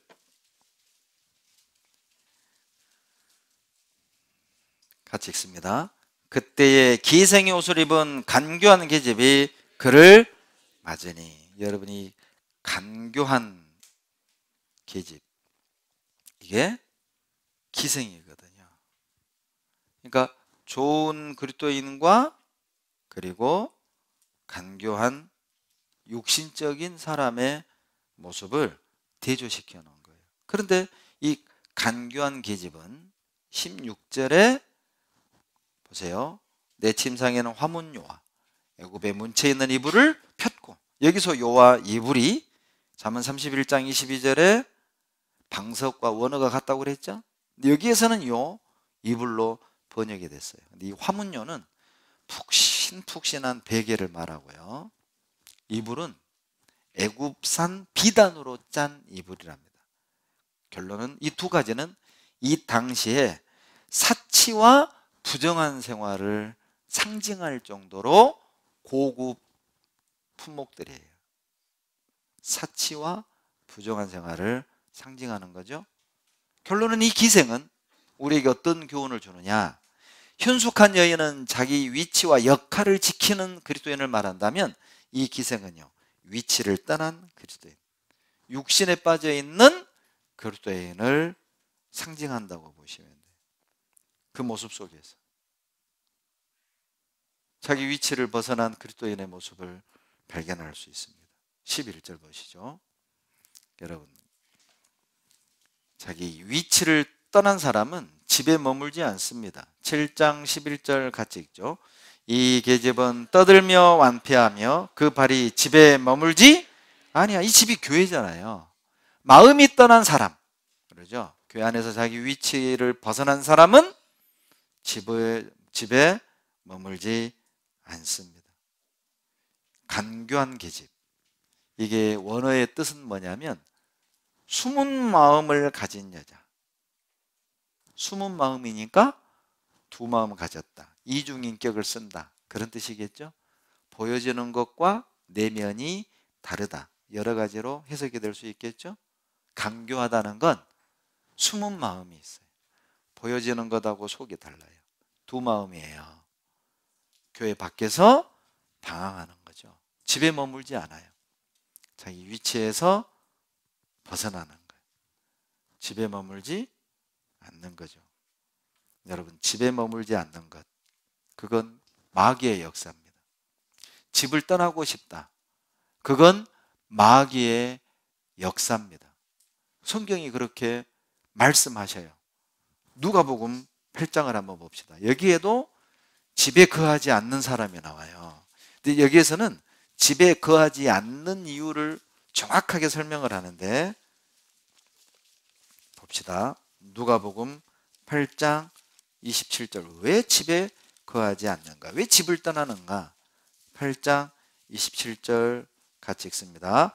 육지에 내리심에 그 도시 사람으로서 귀신 들린 자 하나가 예수를 만나니 이 사람은 오래 옷을 입지 아니하며 집에 거하지도 아니하고 무덤 사이에 거하는 자, 이 군대 귀신 집힌 사람이잖아요. 군대 귀신 들린 사람이죠. 돼지 때 그 귀신이 들어가서 돼지가 낭떠러지로 떨어 죽은 그 사건이거든요, 이게. 그런데 귀신 들린 사람 하나가 집에 머물지 않아요. 집에 거하지 않는다는 건 여러분 귀신 들린 거예요. 귀신 들렸다는 말은 마귀에게 쓰임 받는 것이죠.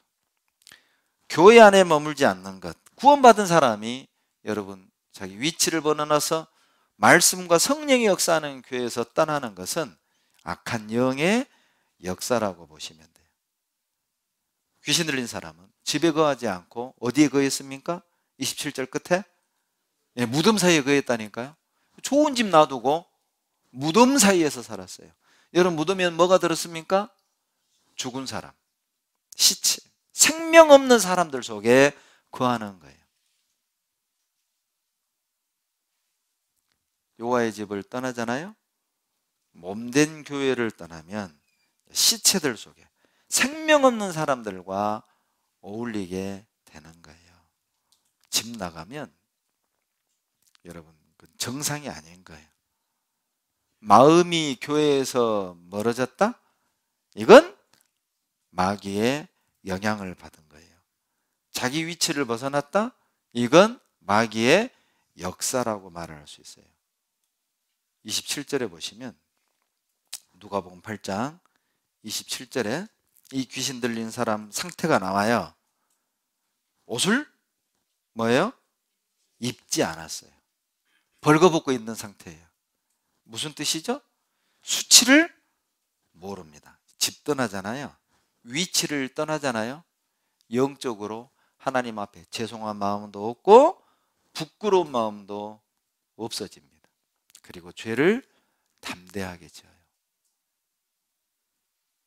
뻔뻔스럽게 은혜를 저버리고 사는 거예요. 위치를 벗어나면.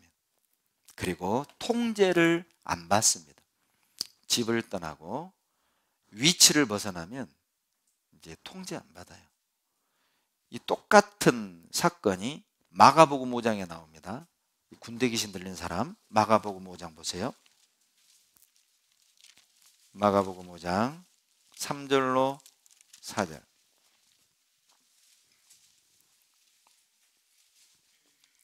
같이 읽겠습니다.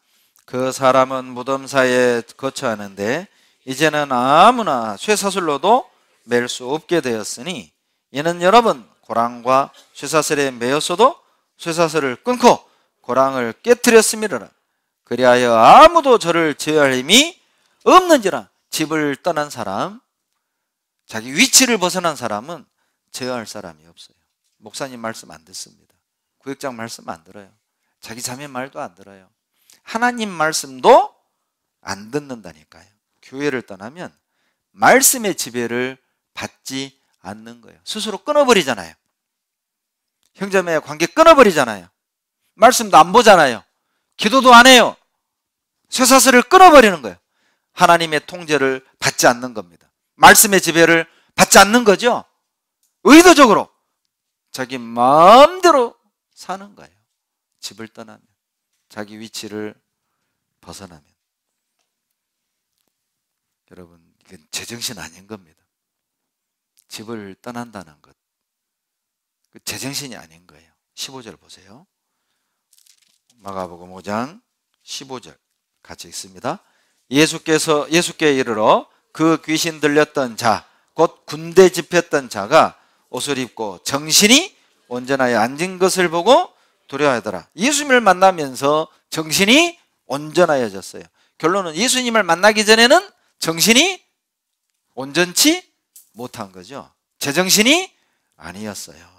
집을 떠나면, 자기 위치를 벗어나면 여러분 제정신 아닌 겁니다. 주님을 만나야만 우리도 정신이 돌아와요. 여러분 어때요? 우리도 이제 세상에서, 직장에서, 일상에서 살다 보면 우리도 정신줄 놓는 경우 있죠. 그러죠. 그리스도인으로서 제정신이 아닌 마음으로 욕심도 부리고 직장 동료 누구를 막 그렇게 막 미워하고 직장 옮기고 싶어 정말 보기 싫어가지고 제정신 아닌 거잖아요. 구원받은 사람으로서. 그러죠. 그러다가도 오늘 특별 집회 듣고 말씀 들으면서 제정신이 돌아왔죠. 정신이 온전하여 진지라. 주님을 만나면 정신이 돌아와요. 월요일, 화요일 제정신이 아닌 상태로 살다가 수요 말씀 듣고 정신이 돌아오고 목금토 제정신이 아니다가 주일날 말씀 듣고 제정신으로 싹 또 돌아와요. 그러죠. 그리고 제정신으로 살다가 월요일을 가면서 점점 정신이 빠져나가요. 그래서 우리는 주일, 수요일, 구역 모임, 조모임이 있는 거예요. 말씀과 교제에 간증을 듣다 보면 정신이 돌아오잖아요. 내가 이렇게 살면 안 되겠다. 늘 불평과 원망 속에 살다가 형제자매들의 고난 속에서도 정말 감사함으로 사는 형제자매 보면 정신이 확 돌아와요. 내가 감사할 줄 몰랐구나. 저희 교회가 필리핀 앙헬레스 교회와 후원이 돼가지고 올 2월에 처음 다녀왔습니다. 필리핀 선교는 저도 처음 가봤네요. 필리핀 선교를 갔는데 참 빈부격차 심합니다. 부자는 우리보다 훨씬 부자고요. 없이 사는 사람들은 가서 보니 신방 갔는데 저 어렸을 때 한 평이에요. 70년대 말 80년대 초. 그 모습이에요. 마을에 하수구가 뚜껑이 열려 있고 아직도 작두샘물 퍼서 물을 묻고 양철 지붕. 얼마나 신방을 하는데 얼마나 뜨겁던지요. 열사병이 올 뻔했어요. 하루 종일 머리가 아파가지고 누워 있었다니까요. 오후 4시인데 온도가 42도. 근데 그게요, 늦봄이요, 늦봄. 늦봄. 예. 그런데 같이 갔던 우리 선교팀이요, 마음에 격동을 받았어요. 그날 밤 간증을 하는데 다 울었습니다. 다 울었어요. 내가 감사할 줄 몰랐다. 주님이 내게 주신 은혜가 그렇게 많다는 걸 나는 몰랐다고. 인간은 어리석어서 나보다 없는 사람을 볼 때 내게 은혜가 많다는 걸 알아요. 참 어리석죠. 왜 자기 자신 스스로 알 수 있는 지혜가 없을까요? 우리는 잃고 나서야 알아. 건강을 잃어야 건강이 은혜였다는 걸 알아요. 팔다리를 잃고 나서야 두 팔이 있는 게 은혜였다는 걸 알아. 어리석죠. 시력을 잃고 나서야 볼 수 있는 것이 은혜였다는 걸 알아요. 그 전에는 모든 게 다 당연한 거. 당연한 거예요. 내가 보는 거, 말하는 거, 아침에 일어난 거, 걷는 거. 당연한 거예요. 아닙니다. 우리가 당연하게 여기는 그 모든 것이요, 다 은혜예요. 은혜. 당연하게 생각하니까 허비하고 낭비하는 겁니다. 당연한 게 아니에요.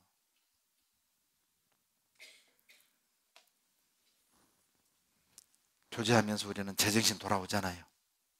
선교하면서 제정신 돌아오잖아요. 구역모임 간증 듣고 제정신 돌아오는 거예요. 수요 말씀, 주일 말씀, 특별 집회 듣고 제정신 돌아오는 거예요. 여러분, 집을 떠나는 것, 그리고 자기 위치를 떠나는 것은 자기 몸을 상하게 하는 겁니다. 마가복음 5장 5절 보시죠. 5장 5절입니다.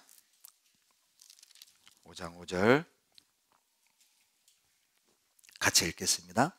밤낮 무덤 사이에서나 산에서나 늘 소리 지르며 돌로 제 몸을 상하고 있었더라. 군대 귀신 들려 집을 떠나서 무덤 사이에 거하면서 밤낮 소리 지르고 자기 몸을 상하게 하는 것.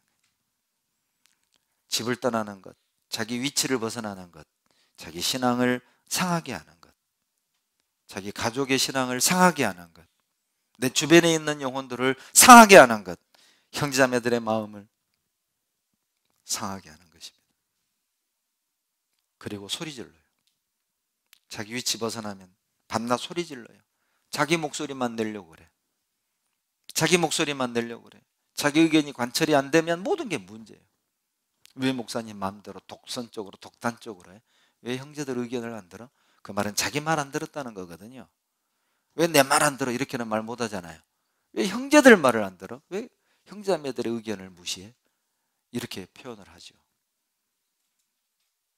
밤낮 소리 질러요. 자기 목소리를 내요. 위험한 것이죠.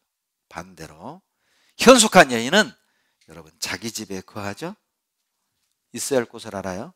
그래서 잠언 31장 27절에 그 집안일을 살피고 방석을 지으며, 22절에 방석을 짓고 27절에 집안일을 보살피고 자기 위치를 알아요. 좋은 그리스도인입니다. 좋은 교회는 위치를 알고 질서를 알고 자기 역할에 충실한 그리스도인들로 채워진 교회, 좋은 교회입니다. 시편 84편을 보시죠. 84편 4절입니다.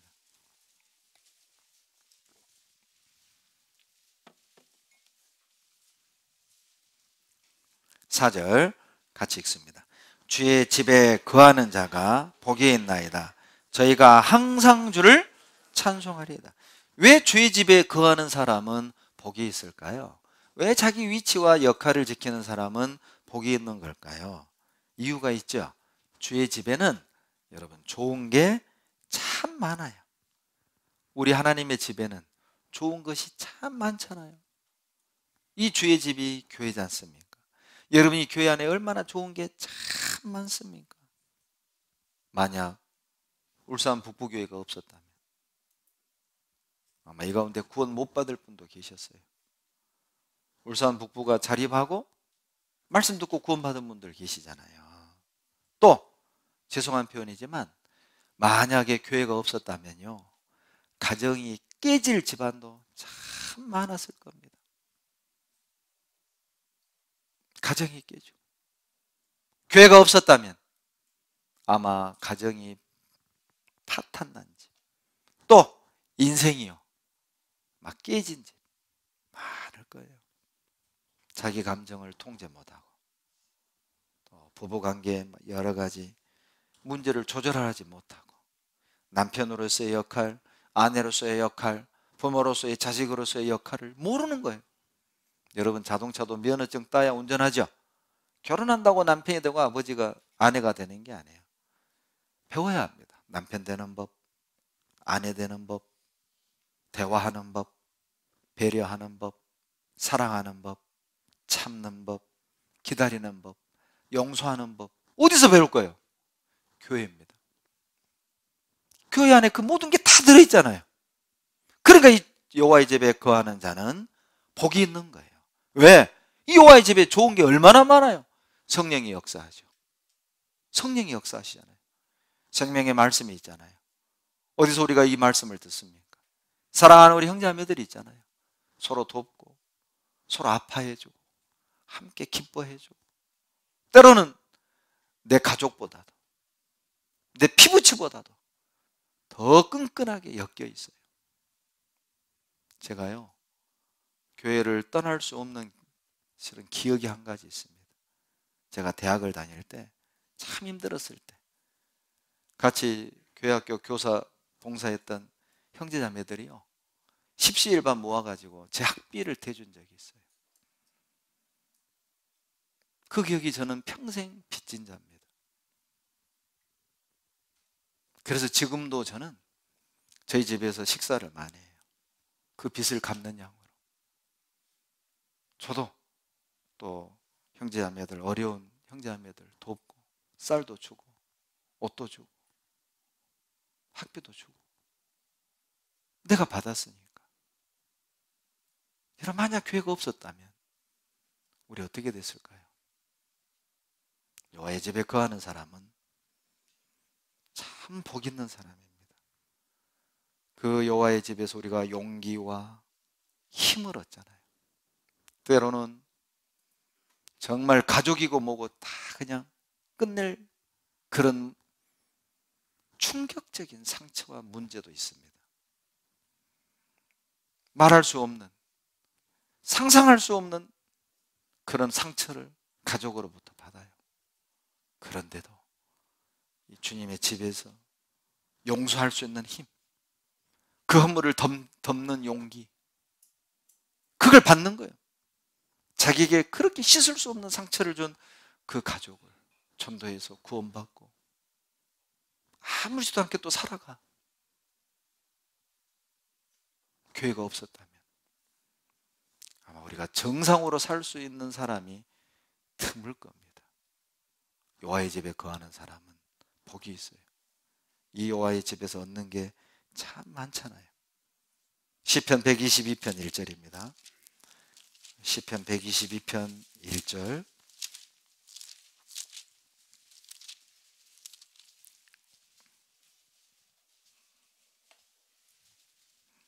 (122편) 1절 같이 읽습니다. 사람이 내게 말하기를 여호와의 집에 올라가자 할 때에 내가 기뻐하였도다. 주님의 자녀들이 여호와의 집에 올라가자 할 때 하나님은 기뻐하십니다. 여러분, 이스라엘의 여호와의 집이 예루살렘이잖아요. 올라가자. 여러분, 예루살렘이 높은 지대에 있습니다. 여리고에서 예루살렘을 올라가고 예루살렘에서 여리고로 내려가다가 강도 만났죠. 그 길에 강도를 많이 만났어요. 여호와의 집에 올라간다는 건 힘든 일입니다. 높은 데 있고 강도도 만나고 어려운 일이에요. 그러니까 여호와 집에 올라가려면 수고해야 되고, 여호와 집에 올라가려면 마음이 있어야 해요.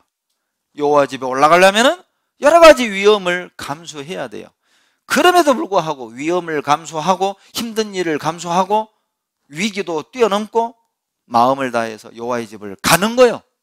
힘들지만 위험한 것도 있지만은 여호와의 집에 가야 들을 수 있는 찬양, 들을 수 있는 말씀, 느낄 수 있는 하나님의 임재하심, 하나님의 영광 있잖아요.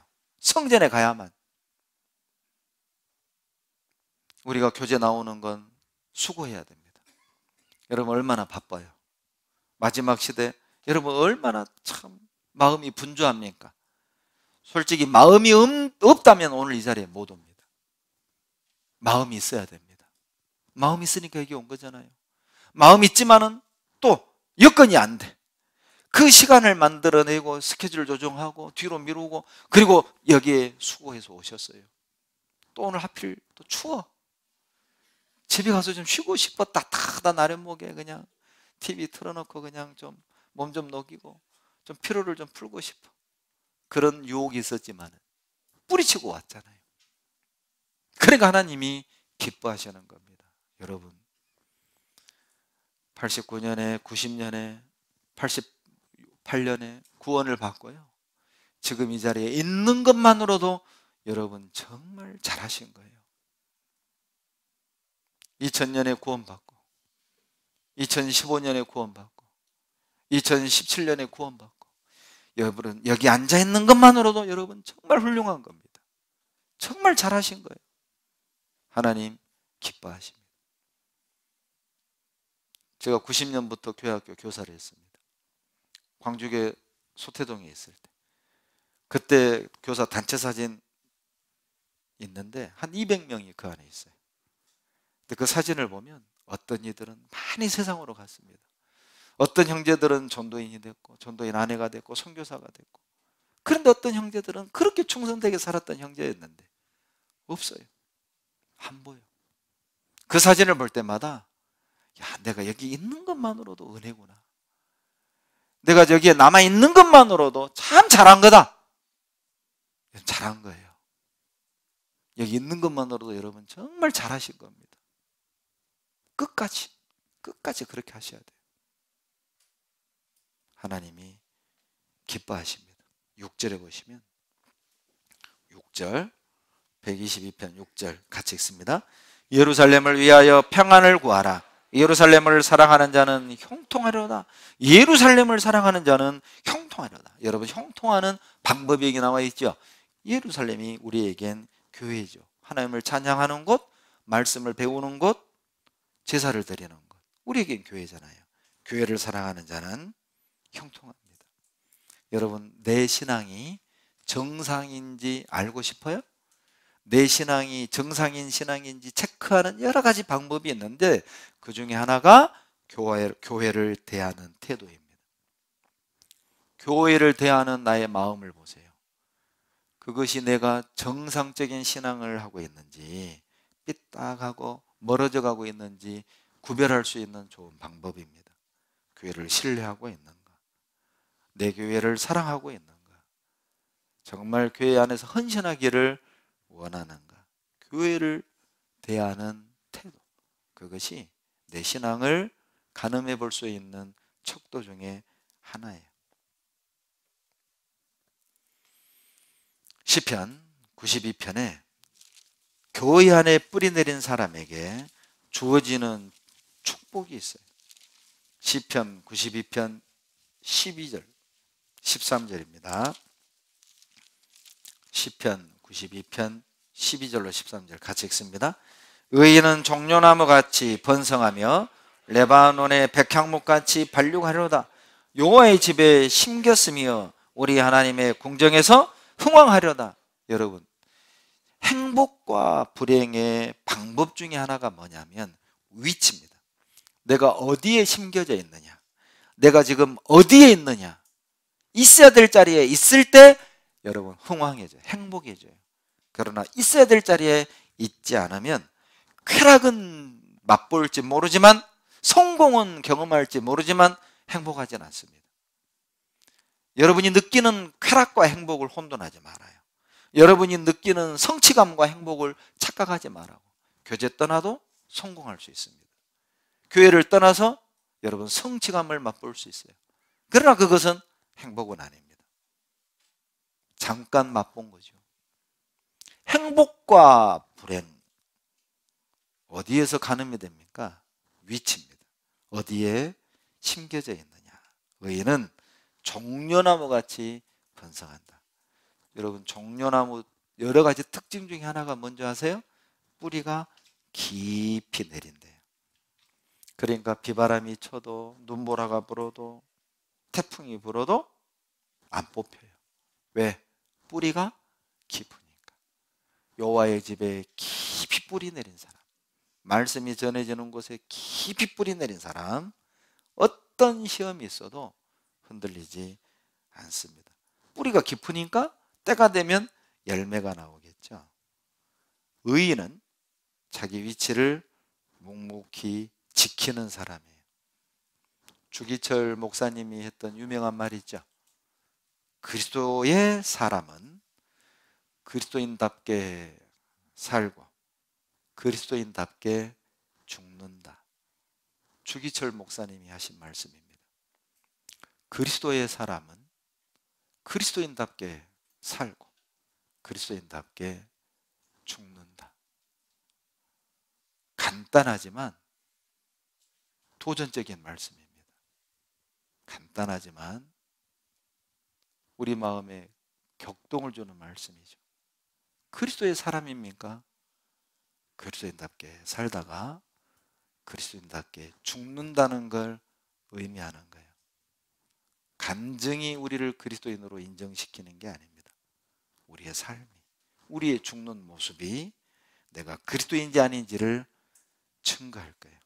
사사기 9장에 보면 여러분 좋은 나무와 나쁜 나무가 나오죠. 감람나무, 포도나무, 무화과나무, 그리고 가시나무. 기드온의 자식들 중에 아비멜렉이 자기 형제간을 다 죽이고 왕 되려고 70명의 형제간을 죽이고 막둥이 요담이 도망가서 삽니다. 그리고 세겜 사람을 향해서 하는 말이 바로 나무 비유를 들어요.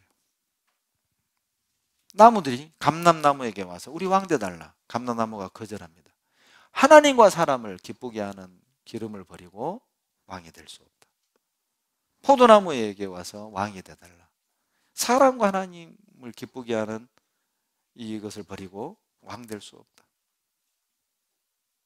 무화과 나무에게 왕 되달라고 말합니다. 하나님을 영화롭게 하는 이것을 버리고 왕이 될 수 없다. 가시나무에 가서 왕 되달라고 부탁합니다. 왜 이제 왔냐? 내 밑에 그늘 아래 거하지 않는 자는 다 불태워 죽여버리란다. 그리고 왕이 됩니다. 여러분, 좋은 나무, 감람나무, 무화과나무, 포도나무, 이 좋은 나무들의 공통점이 무엇입니까? 붙잡아야 할 것과 놔야 할 것을 아는 나무들이에요. 무엇을 끝까지 붙잡아야 되는가, 무엇을 포기해야 되는가를 알아요. 그리고 끝까지 자기 위치를 지킨 나무들이에요. 내가 있어야 될 자리는 여기다. 나는 왕이 아니야. 이 자리가 하나님을 기쁘게 하고 사람을 기쁘게 하는 이 위치가 내가 있어야 될 위치야. 좋은 나무죠. 여러분, 좋은 그리스도인이 누굽니까? 자기 위치를 끝까지 지키는 사람입니다. 자기 역할을 끝까지 감당해내는 사람입니다. 그런데 집 나가잖아요. 기생이 집 나갔죠. 귀신 들린 사람 집 나갔죠. 집 나가면 딱 티가 나는 게 한 가지 있어요. 뭐가 바뀌는 줄 알아요? 입는 옷이 바뀌어요. 옷이 바뀌어요. 잠언 7장 10절.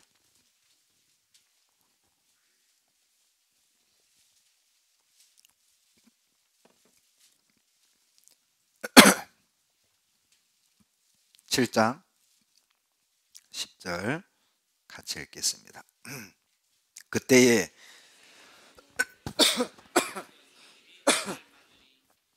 기생의 옷을 입은 간교한 계집이 그를 맞으니 이 계집은 떠들며 완패하며 그 발이 집에 머물지 아니하여. 집을 떠나고 자기 위치를 떠나면 변화되는 첫 번째 특징이 뭐냐면 10절 옷이 바뀌어요.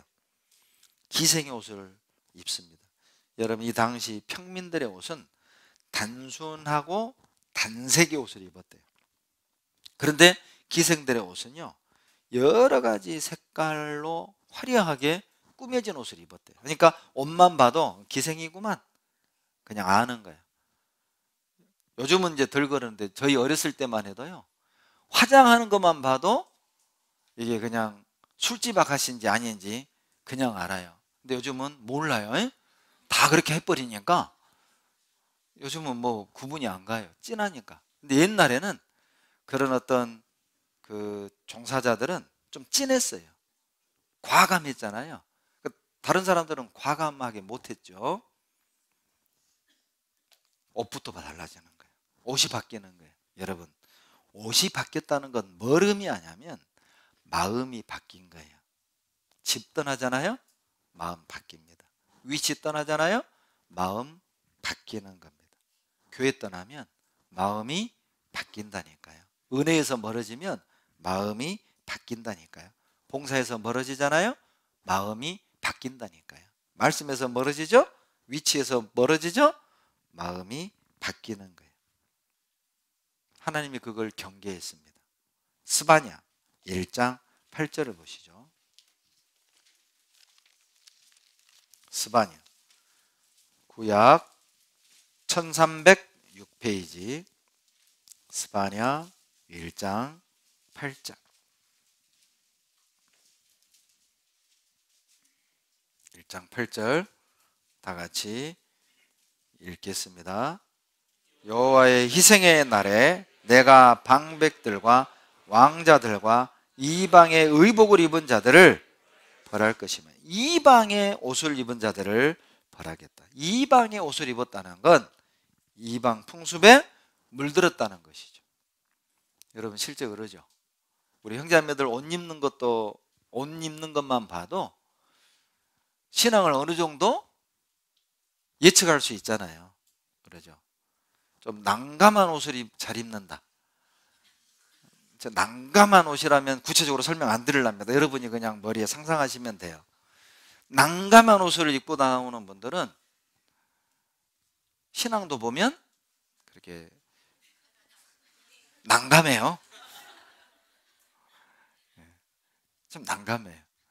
그러니까 옷 입는 것만 봐도 그분의 어느 정도의 경건 정도를 예감할 수가 있어요.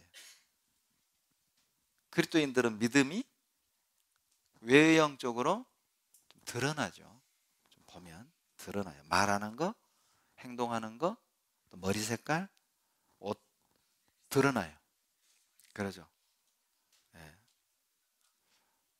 그렇다고 머리 색깔이 검은색이 아니면 신앙 이상하다는 뜻은 절대 아닙니다. 예. 그 마음이 드러난다 그 뜻이죠. 예. 주님이 그걸 경계하는 거예요. 벌하겠다. 벌하겠다고 그랬잖아요. 그러니까 이방의 풍습을 좇는 것. 민감한 분들이 있죠. 유행에 민감한 분들이 있어요. 보면 그리스도인들 중에도 여러 가지 그 유행에 항상 민감해.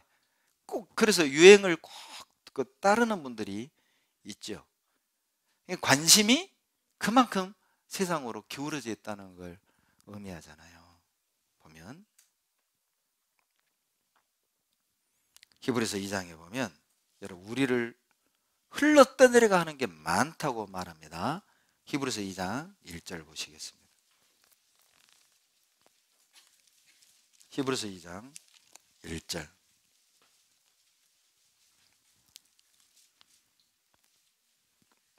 같이 읽겠습니다. 그러므로 모든 들은 것을 우리가 더욱 간절히 삼가할지니 혹 흘러 떼내려갈까 염려하노라. 여러분 왜 우리가 들은 것을 정말 마음에 새기고 삼가야 됩니까? 흘러 떼내려가는 것들이 참 많아요. 우리 신앙이 흘러 떼내려가도록 몰아붙이는 게 참 많아요. 유행이라는 어떤 홍수에 쓸려가기도 하고, 물질이라는 홍수에 쓸려내리고 흘러 떠내가기도 하고, 핍박이라는 홍수에 어때요? 흘러 떠내려가는 형제자매도 있고, 가난이라는 홍수에 흘러 떠내려가는 사람도 있고, 이방 결혼이라는 홍수에 흘러 떠내려가는 사람도 있고, 이성이라는 홍수에 흘러 떠내려가는 그리스도인도 있고, 얼마나 많은 홍수들이 우리를 흘러 떠내려가게 하도록 유혹하는 것들이 많습니다. 흘러 떠내려갈까 염려하노라. 왜 이런 염려를 하시겠어요? 자기 위치를 지키지 못하고 세상의 풍조에 휩쓸려서 그냥 흘러 떠내려가 휩쓸려 가는 사람들이 많거든요. 많아요. 아마 울산 북부에도요, 과거에 울산 교회에서부터 구원받았다고 한 분들이 지금 이 자리에 다 남아있다면 강당 꽉 찰 겁니다. 분명 꽉 찰 거예요. 얼마나 많은 사람들이 구원받았다고 하고 교제하다가 흘러떠내려가고 흘러떠내려가고 흘러떠내려가고. 여러분은요, 끝까지 위치를 지킬 자신 있으세요? 붙들어 매놓으십시오. 삼가 들은 말씀을 간절히 삼가할지니라. 말씀이 우리를 진리 가운데 여호와의 집에 꽉 묶어 놓도록 깊이 뿌리 내리도록 흘러 떠내려가지 않도록 여러분 깨어 있으시길 바랍니다. 무슨 일이 있어도 주님 오시는 그날까지 자기 위치를, 역할을 지키고 좋은 그리스도인으로서 정말 좋은 교회를 만들어 가시기를 바랍니다. 같이 기도하겠습니다. 사랑과 은혜가 충만하신 거룩하신 우리 아버지 하나님, 감사와 찬양과 영광을 우리 아버지 하나님께 돌립니다. 좋은 그리스도인의 모습이 어떤 것인지 교훈해 주심에 감사드립니다. 여기 고개 숙여 기도하는 우리 모든 사랑하는 형제자매님들, 어떤 고난, 어떤 핍박, 어떤 상처가 있다 할지라도 하나님이 우리를 부르신 그 위치를 지키고 주님이 주신 역할을 끝까지 감당해서 열매를 맺고 칭찬을 듣는 삶을 살아갈 수 있도록 도와주시옵소서. 그리하여 우리를 통해 하나님 영광 나타나기를 원합니다. 주님께서 말씀으로 우리 마음을 주장해 주시고 주님 뜻 가운데 인도해 주시옵소서. 우리 울산 북부교회가 하나님 보실 때 참 좋은 교회가 되도록 축복해 주시옵소서. 우리를 사랑하시는 예수님 이름으로 감사하며 기도드렸습니다. 아멘.